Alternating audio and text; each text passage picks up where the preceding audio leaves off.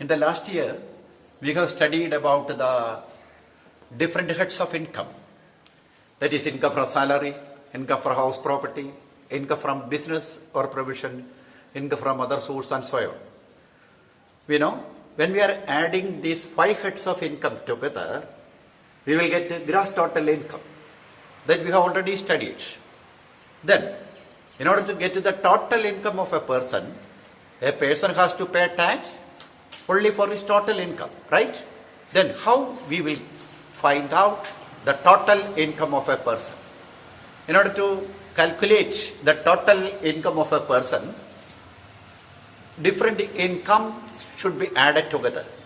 The first item is that his own income itself. Then after that, along with his own income, the second item is to be added, that is deemed income. Deemed income is to be added along with his own income. Deemed income also is his own income, no doubt. But after adding 5 heads of income together, next step is we have to add the deemed income. Then after adding deemed income, then the third item is income of some other person. Sometimes the income of some other persons also should be added along with our income. I shall explain later under what circumstances we will add the income of some other persons. I shall explain it later.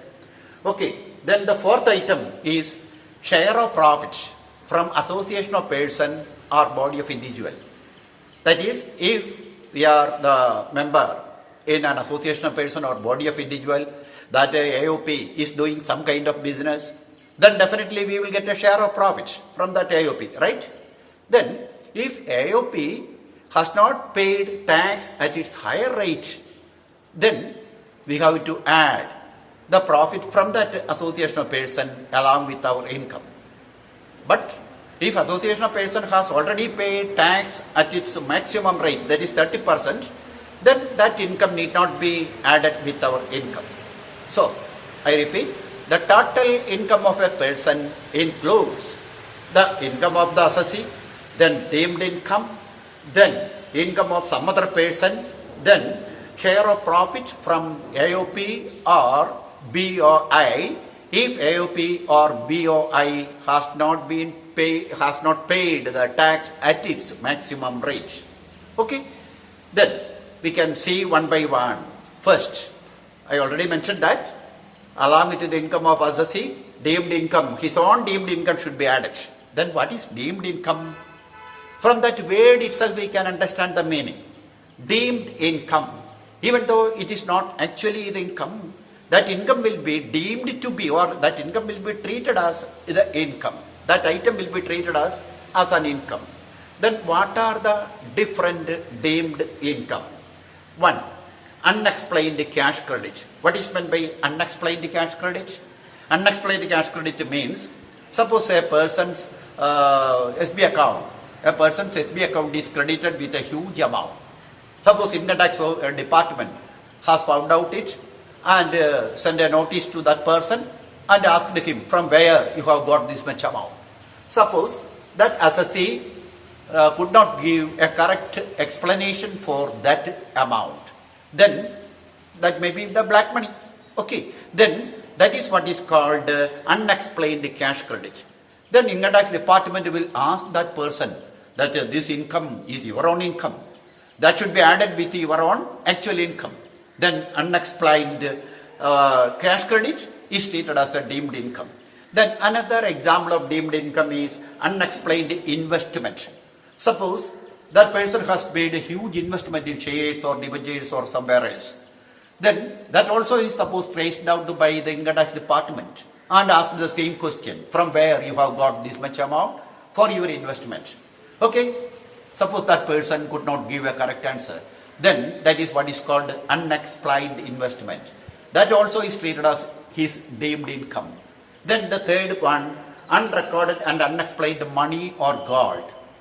Suppose income tax department conducted a raid in our house and suppose they found out a huge amount of money or gold or something like that. then that also will be treated as our deemed income. That also should be added with our own income, and we have to pay tax.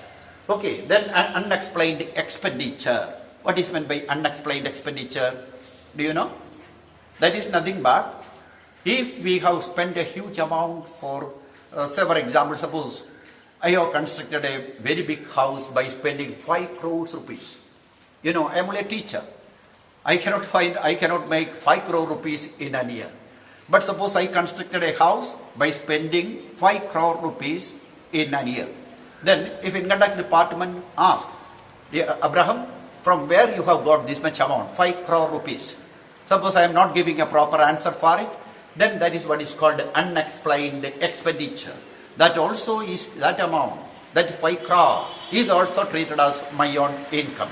Okay, now I explain 4 items that will be treated as deemed income. One more item. If any amount is borrowed through hundi transactions, hundi transaction, that you have already heard that word. That word is very prevalent in northern part of India. That is, amount is borrowed with the help of supporting document. That document is called hundi. That document is called hundi. That transaction is called hundi transaction. If we borrow money through hundi transaction, through check, then no problem. That will not be treated as income. But if it is not through the check, then automatically it will be treated as the income of that person. Okay, I repeat, there are 5 items. Now I explained. 5 items are treated as deemed income. They are, first one, unexplained cash credit. Second one, unexplained investments. Then third one, what is third one? Unrecorded and unexplained money. Okay. Then fourth one, unexplained expenditure. And the last one, any amount borrowed or repaid through hundis other than check. These 5 items are commonly included under the head deemed income. Okay, I think that now you have got an idea about what is meant by deemed income. ഒന്ന് മലയാളത്തിൽ പറയാമെന്ന് എനിക്ക് തോന്നുന്നു, കൂടുതൽ ക്ലാരിറ്റിക്ക് വേണ്ടി. ഒരു വ്യക്തി അയാളുടെ ടാക്സ് അടയ്ക്കേണ്ടത് അയാളുടെ 5 ഹെഡിലുള്ള ഇൻകത്തിന് മാത്രമല്ല, അതിന് പുറമെ അയാളുടെ പല ഇൻകത്തിനും കൂടെ ടാക്സ് അടയ്ക്കേണ്ടതായിട്ടുണ്ട്. ഏതിനൊക്കെയാണെന്നറിയാമോ? 5 ഹെഡ്സ് ഓഫ് ഇൻകം ആഡ് ചെയ്ത് നമ്മളവിടെ ഒരു സ്ഥലത്ത് വെച്ചു. അടുത്തത്, അയാൾക്ക് വല്ല ഡീംഡ് ഇൻകം ഉണ്ടെങ്കിൽ ആ ഡീംഡ് ഇൻകവും ഈ 5 ഹെഡായ ഇൻകത്തിന്റെ ടോട്ടലിനോട് കൂടി ആഡ് ചെയ്യണം. ഡീംഡ് ഇൻകം എന്താ ഞാൻ പറയാമേ, മലയാളത്തിൽ ഒന്ന് പറഞ്ഞു തരാം. ദെൻ അത് കൂടാതെ മറ്റേതെങ്കിലും വ്യക്തിയുടെ ഇൻകം ഉണ്ടെങ്കിൽ അത് ചില സമയത്ത് ഇയാളുടെ ഇൻകത്തോടുകൂടി ആഡ് ചെയ്യേണ്ടി വരും. അതിനാണ് ഇൻകം ഓഫ് അതർ പേഴ്സൺ എന്ന് പറയുക. പിന്നെ ഏതെങ്കിലും ഒരു അസോസിയേഷൻ ഓഫ് പേഴ്സണോ ബോഡി ഓഫ് ഇൻഡിവിജ്വലോ അതിൽ നിന്നും വല്ല ലാഭവും നമുക്ക് കിട്ടിയിട്ടുണ്ടെങ്കിൽ ആ അസോസിയേഷൻ ഓഫ് പേഴ്സണോ അല്ലെങ്കിൽ ബോഡി ഓഫ് ഇൻഡിവിജ്വലോ ഹയർ റേറ്റിൽ ടാക്സ് അടച്ചിട്ടില്ല എങ്കിൽ തീർച്ചയായും നമ്മുടെ ഷെയർ പ്രോഫിറ്റ്, അതിൽ നിന്ന് കിട്ടിയ നമ്മുടെ ഷെയർ പ്രോഫിറ്റ് നമ്മൾ ടാക്സ് അടച്ചേ പറ്റൂ.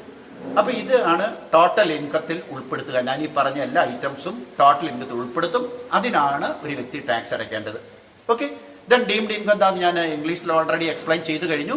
ഡീംഡ് ഇൻകം എന്ന് പറഞ്ഞാൽ ആക്ച്വലി അത് ഇൻകം അല്ല, പക്ഷെ എങ്കിലും അവയെ ഇൻകമായി പരിഗണിക്കും ചില സാഹചര്യത്തിൽ. അത് ഞാൻ 5 ഐറ്റം പറഞ്ഞു. ഒന്ന്, അൺഎക്സ്പ്ലെയിൻഡ് ക്യാഷ് ക്രെഡിറ്റ് ആണ്. അതായത് നമുക്ക് നമ്മുടെ ബാങ്ക് അക്കൗണ്ടിൽ എന്തെങ്കിലും ഒരു ഡെപ്പോസിറ്റ് വന്ന് ഒരു ക്രെഡിറ്റ് കാണുന്നു, ഇൻകം ടാക്സ് ഡിപ്പാർട്ട്മെന്റ് റെയ്ഡ് ചെയ്ത് കണ്ടുപിടിച്ചു എന്ന് വിചാരിക്കുക. അത് എവിടെ നിന്ന് ഈ പൈസ കിട്ടിയെന്ന് ഉത്തരം പറയാനില്ല എങ്കിൽ അത് ബ്ലാക്ക് മണിയാണ്, കള്ളപ്പണമാണ്. അപ്പൊ അത് നമ്മുടെ ഇൻകമായിട്ട് അവർ പരിഗണിച്ച് നമ്മുടെ ടോട്ടൽ ഇൻകത്തിൽ അങ്ങ് ഉൾപ്പെടുത്തും. അതാണ് unexplained cash credit. Unexplained investment എന്താണെന്ന് മനസ്സിലായി കാണും. അത് ബാങ്കിൽ ഡെപ്പോസിറ്റ് ചെയ്യുന്നതിന് പകരം മറ്റെവിടെയെങ്കിലും നമ്മളുടെ ഒരു ഇൻവെസ്റ്റ്മെന്റ് ഉണ്ടെങ്കിൽ അതിന്റെ സോഴ്സ് പറയാൻ നമുക്കറിയില്ലെങ്കിൽ, ആ പണം എവിടെ നിന്ന് കിട്ടിയെന്ന് പറയാൻ അറിയില്ലെങ്കിൽ അതിനെയും ഡീംഡ് ഇൻകമായി പരിഗണിച്ച് നമ്മുടെ ടോട്ടൽ ഇൻകത്തിൽ ഉൾപ്പെടുത്തും. അതുപോലെ തന്നെ അൺറെക്കോർഡഡ് ആൻഡ് അൺഎക്സ്പ്ലെയിൻഡ് മണി.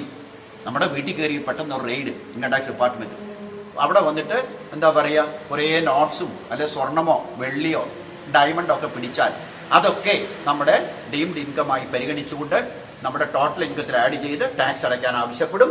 അതുപോലെ തന്നെ അൺഎക്സ്പ്ലെയിൻഡ് എക്സ്പെൻഡിച്ചർ. നിങ്ങളിപ്പോൾ ഒരു ബെഗറാന്ന് വിചാരിക്കുക, നിങ്ങൾ ഒരു വലിയ വിലയുടെ കാറ്, നിങ്ങൾ 1 കോടി രൂപയുടെ ഒരു കാറ് മേടിച്ചു. ഓക്കെ, അതാരെങ്കിലും പറഞ്ഞറിഞ്ഞു, ഇൻകം ടാക്സ് ഡിപ്പാർട്ട്മെന്റ് ചോദിക്കുകയാണ്, from where you have got this much amount? 1 കോടി രൂപ തനിക്ക് എവിടുന്ന് കിട്ടി?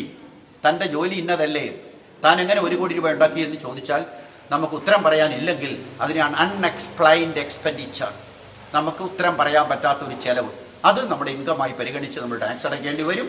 അതേപോലെ തന്നെ ഹുണ്ടി ട്രാൻസാക്ഷനിലൂടെ പണം കടം മേടിച്ചിട്ടുണ്ടെങ്കിൽ അത് ചെക്കായിട്ട് കടം മേടിച്ചെങ്കിൽ കുഴപ്പമില്ല, അല്ലെങ്കിൽ അതിനെയും നമ്മുടെ ഇൻകമായി ആഡ് ചെയ്യപ്പെടുന്നതായിരിക്കും. അപ്പോൾ ഇത്രയുമാണ് ഡീംഡ് ഇൻകമായി പരിഗണിക്കുന്നത്. ഈ 5 ഐറ്റംസ് ആണ്. ഇനി rate of tax for this deemed income. ഒരു ഡീംഡ് ഇൻകം ഐഡന്റിഫൈ ചെയ്തു എന്ന് വിചാരിക്കുക. നിങ്ങളുടെ വീട്ടിൽ കയറി റെയ്ഡ് ചെയ്ത് ഒരു 100 കോടി രൂപ പിടിച്ചു വിചാരിക്കുക. ആ 100 കോടി രൂപ പിടിച്ചാൽ അതിന് കേസും വരും. അതിന് പുറമെ അതിന്റെ ടാക്സ് റേറ്റ് എത്രയും നിങ്ങൾക്ക് അറിയാമോ? ഡീംഡ് ഇൻകത്തിന്റെ 78% ആണ്. ഇത് 2017-18 തൊട്ടാണ് ഈ നിയമം വന്നത്. ഡീംഡ് ഇൻകത്തിന് പ്രത്യേക ഒരു ടാക്സ് റേറ്റ് കൊണ്ടുവന്നു. ഡിഫറെന്റ് സ്ലാബ്സ് ഒന്നുമില്ല, ഒരൊറ്റ സിംഗിൾ റേറ്റ് 78. ഞാൻ പറയുന്നത് ആ 78% എന്ന് പറയുന്നത് പിന്നെ എഡ്യൂക്കേഷൻ സെസ് 4%, 25% സർചാർജ്, റിയൽ ടാക്സിന്റെ പെർസെന്റേജ് 60%. ഇതെല്ലാം കൂടെ കൺസോളിഡേറ്റ് ചെയ്ത റേറ്റ് ആണ് 78%. ചുരുക്കി പറഞ്ഞാൽ നിങ്ങളുടെ വീട്ടിൽ നിന്ന് 1 കോടി രൂപ പിടിച്ചാൽ 78 ലക്ഷം രൂപ ടാക്സുകാരെ കൊണ്ടുപോകും, കേസ് വേറെയും. ഓക്കെ, അപ്പൊ ഇതാണ് rate of tax on deemed income. Deemed ഇൻകത്തിന്റെ rate that is 78%. Okay, in the initial part of the class, I told that the total income includes income of the assessee under 5 heads, then deemed income, then third one, income of some other person also will be added with the income of the assessee on certain occasions. Then that is what is called the clubbing of income. Yes, a new word, clubbing, that means joining together. The clubbing of income means adding the income of some other persons with the income of the assessee. Say for example, suppose I have a minor child. He has huge income from some other sources. Then the income of that minor child should be added with the income of mine or the income of my wife. That is depending upon who has higher income. Suppose I have higher income, then my minor child's income will be added with my own income. Okay, this process is what is called the clubbing of income. I repeat, clubbing of income means adding the income of some other person with the income of assessee. There are so many occasions that we will see later.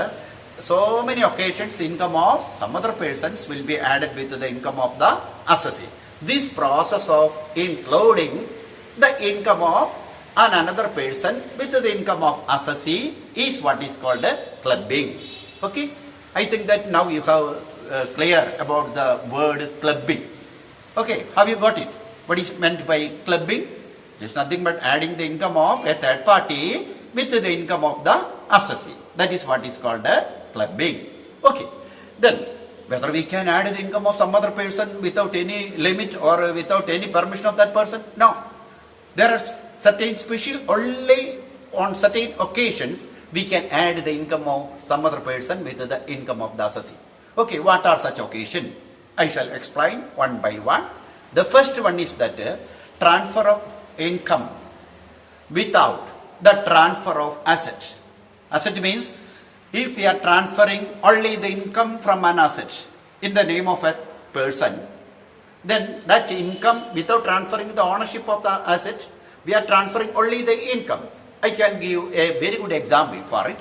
Suppose that I transferred the right to get the rent of my building to my wife. Suppose that I have a flat in Iriti area, and the persons, those who are residing there, they are asked me to pay the rent on every month to my wife's account. Okay, the ownership of that building is with me itself.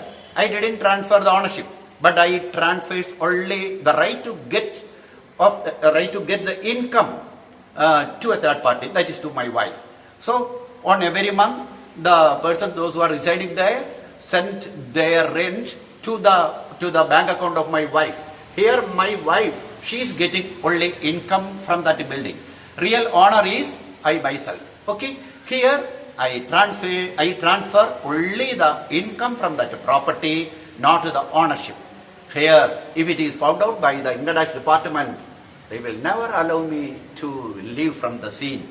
That income, even though that rent is received to my wife, for the tax purpose, that rent will be added with my own income. This is what is called transfer of income without transferring the ownership of asset.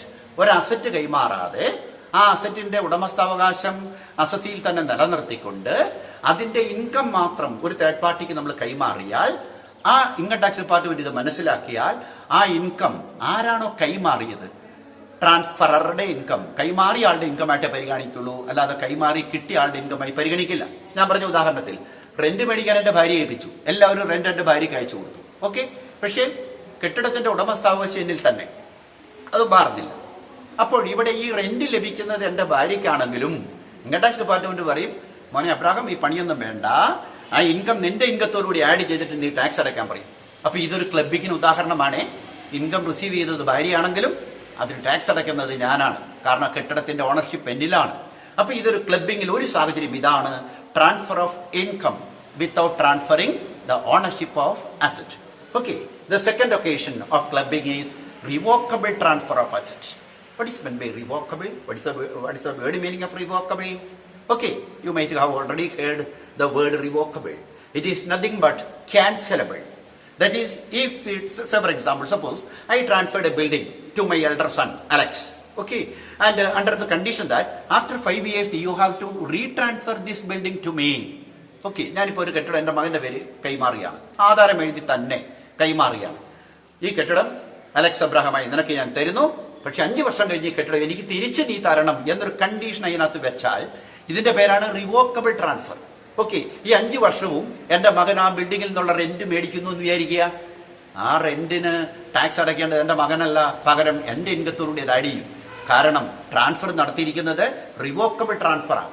At any time I can cancel that deed എന്നുള്ളൊരു കണ്ടീഷനിലാണ് ആ asset transfer ചെയ്തത്.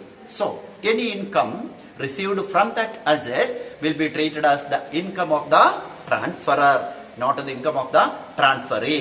This is the second occasion of clubbing of income.